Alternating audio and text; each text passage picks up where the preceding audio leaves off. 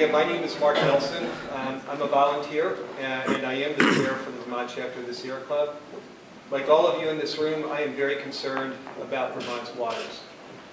Unlike many places in the world, Vermont's blessed with an abundance of fresh water in our rivers, lakes, ponds, and wetlands.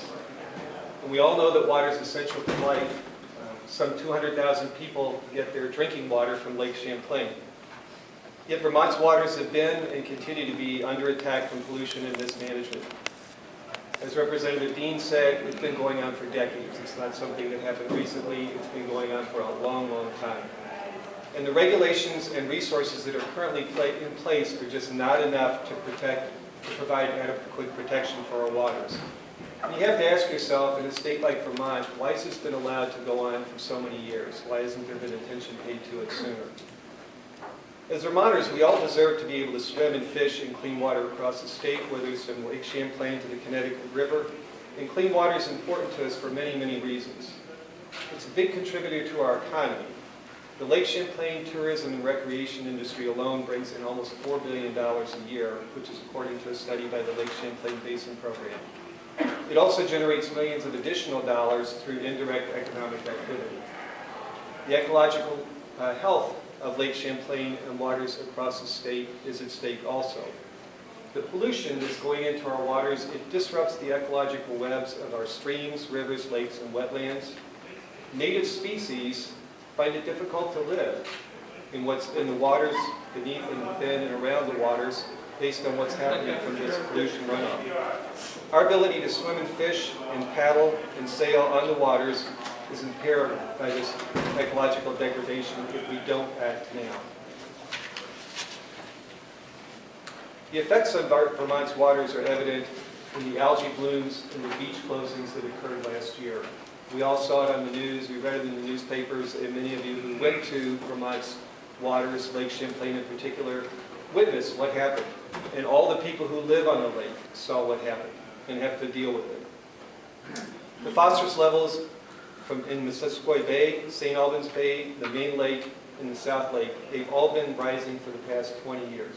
If you look at the EPA information that's out there, you can see very significant charts and graphs that show how much this has continued to increase.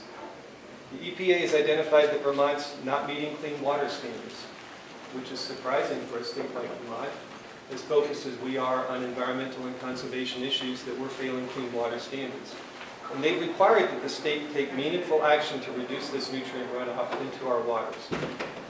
The pollution that's affecting our waters comes from various sources, from agricultural practices, runoff from impervious surfaces, and wastewater treatment. It's not any one source, it's many sources that we have to address. This has been studied and documented many times. Developing policies and practices to address this will be very, very difficult.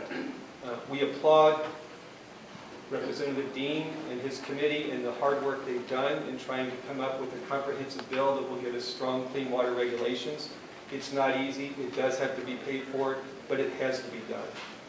Our legislators have to work together to pass a strong clean water bill that will stop the continued pollution of Vermont's waters.